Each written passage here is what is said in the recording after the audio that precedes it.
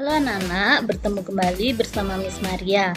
Kali ini kita masuk di pembelajaran yang terakhir ya anak-anak di semester 2 ini, yaitu pelajaran materi tema 9, subtema 3, pembelajaran 5 dan 6. Anak-anak perlu ketahui, tujuan dari pembelajaran kita kali ini pada pembelajaran 5 yaitu supaya siswa mengenal karakteristik setiap jenis iklan, membuat rancangan karya pembuatan batik jumputan, mengetahui proses pembuatan larutan atau campuran homogen. Pada pembelajaran 6, memahami jenis iklan elektronik, memahami pentingnya menjaga kerukunan, mengetahui pembuatan karya batik jumputan. Materi kita yang pertama yaitu muatan bahasa Indonesia. Nah, pada materi kita kali ini, kita akan membahas tentang karakteristik setiap jenis iklan. Nah, setiap jenis iklan itu mempunyai karakteristik sendiri-sendiri ya, anak-anak. Nah, Miss ingatkan kembali, untuk iklan elektronik itu dibedakan menjadi 3. Yang pertama adalah iklan radio. Iklan radio itu karakteristiknya hanya dapat didengar saja. Nah, berikut contoh iklan radio. Contoh iklan radio. Radio commercial spot. Berani keluar malam sendirian. Hei, bersiaplah.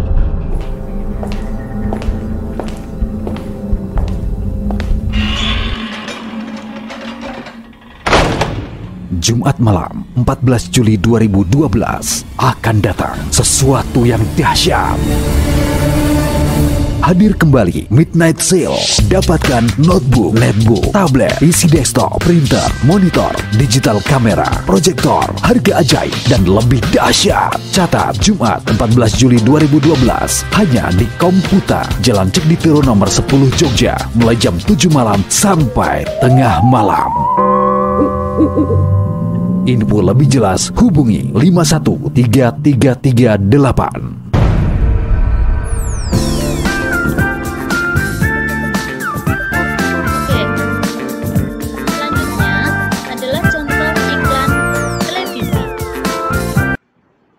Untuk iklan televisi, karakteristik. Hai guys, ayo berpikir jernih. Nyatanya Sprite kemasan pas di kantong. Tapi yang nggak pas basah juga, pas di dompet. Tapi yang nggak usah dimasukin. Nyatanya emang pas porsinya sekali minum. Tapi yang nggak usah lebay. Sprite nyatanya pas, nggak lebay. Itulah contoh iklan televisi. Selanjutnya adalah iklan internet. Karakteristik untuk iklan internet yaitu hanya dapat dilihat, ada yang hanya dapat dilihat, ada yang dapat didengar dan dilihat. Nah, berikut Miss berikan contoh iklan internet yang hanya dapat dilihat. Ya, anak-anak, perhatikan.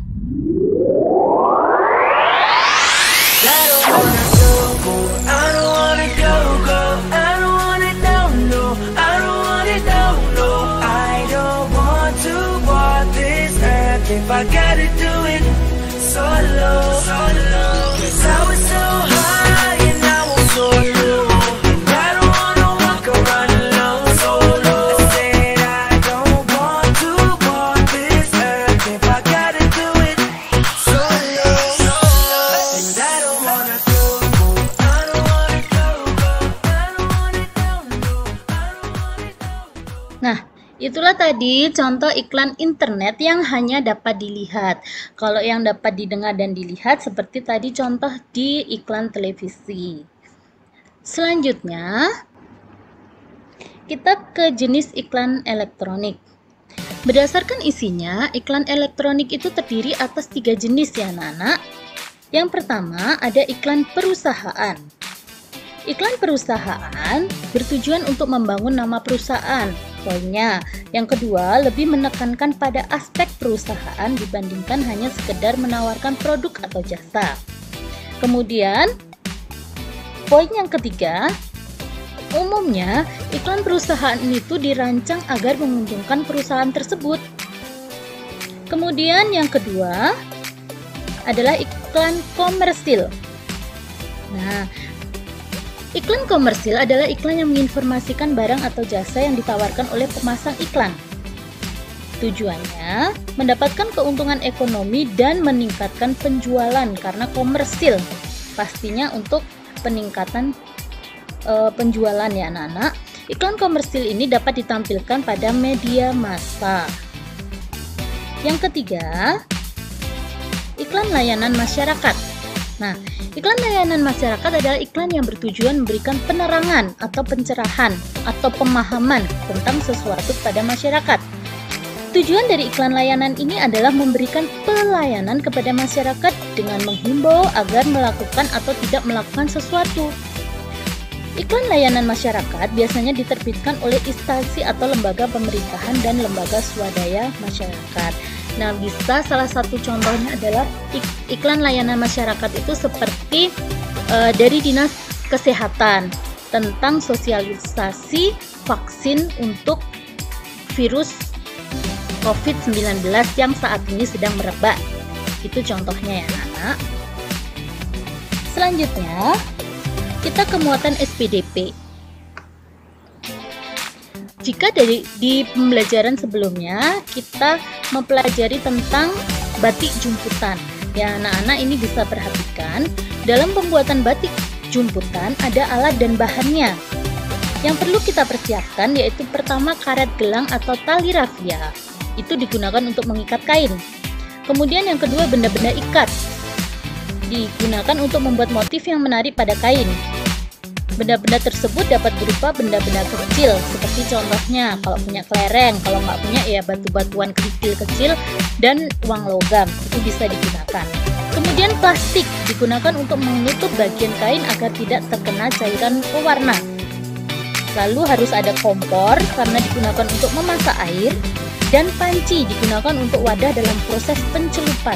Satu panci digunakan untuk satu warna. Jika kita mau dengan warna yang lebih dari satu, kita siapkan pancinya lebih juga dari satu ya anak.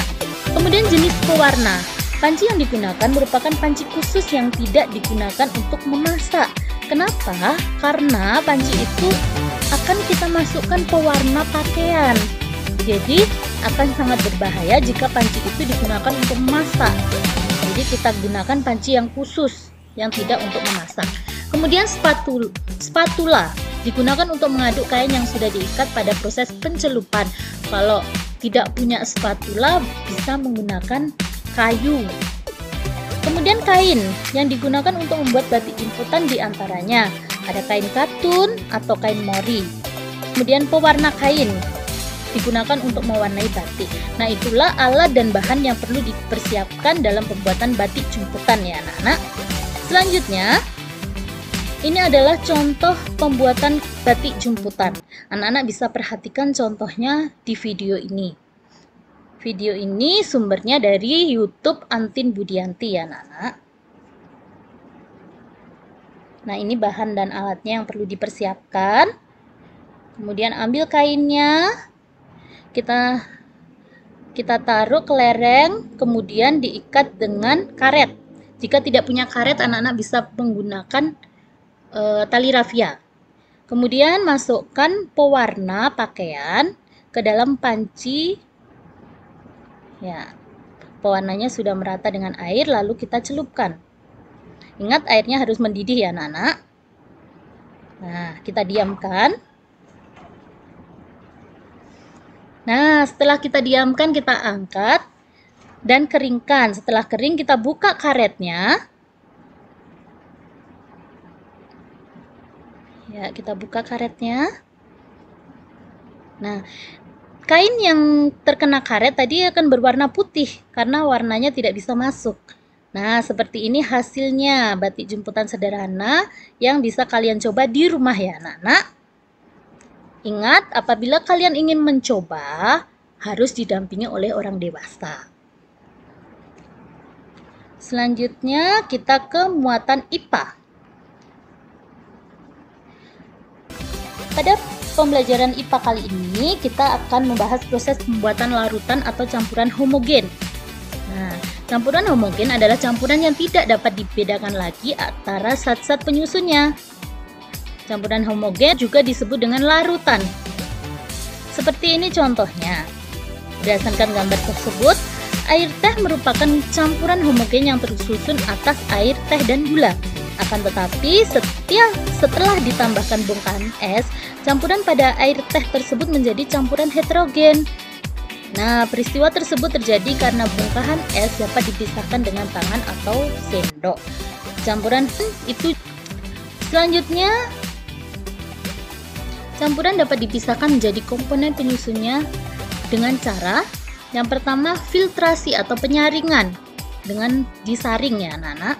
Filtrasi atau penyaringan adalah metode pemisahan yang digunakan untuk memisahkan cairan dan padatan yang tidak larut menggunakan penyaring berdasarkan perbedaan ukuran materi. Contohnya, anak-anak bisa melakukan percobaan menyaring air yang bercampur pasir. Itu disebut dengan penyaringan atau filtrasi.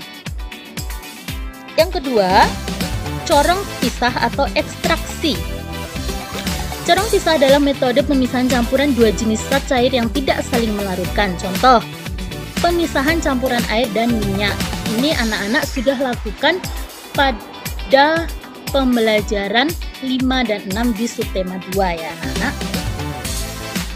Kemudian yang ketiga adalah evaporasi. Evaporasi adalah metode yang digunakan untuk memisahkan zat padat yang terlarut dari larutannya dengan cara pemanasan. Jadi evaporasi itu dengan proses pemanasan.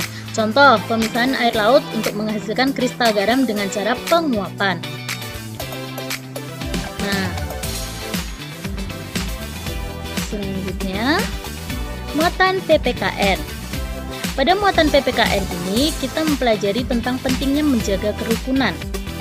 Yang pertama, dalam menjaga kerukunan, bagaimana caranya? Nah, upaya yang bisa dilakukan adalah sebagai berikut. Menyelesaikan masalah melalui musyawarah, saling membantu dan tolong-menolong, saling menghormati keberagaman, saling berbagi dengan orang lain, membagi tugas secara adil. Itulah cara menjaga kerukunan di masyarakat maupun di rumah ya anak-anak. Selanjutnya, menjaga kerukunan yang kedua itu kita memperoleh manfaatnya. Manfaat dari menjaga kerukunan adalah pertama, mempererat persatuan, kedua, membentuk kemakmuran, kedua, menciptakan perdamaian, keempat, terbentuk komunikasi yang baik, kelima, menciptakan perilaku tolong-menolong, keenam, membentuk keharmonisan tiap-tiap individu dalam masyarakat, yang ketujuh, memperluas pergaulan sehingga terjalin hubungan baik antar manusia. Yang kedelapan, terhindar dari konflik karena adanya rasa saling menghargai dan menghormati. Jadi itulah manfaat dari menjaga kerukunan.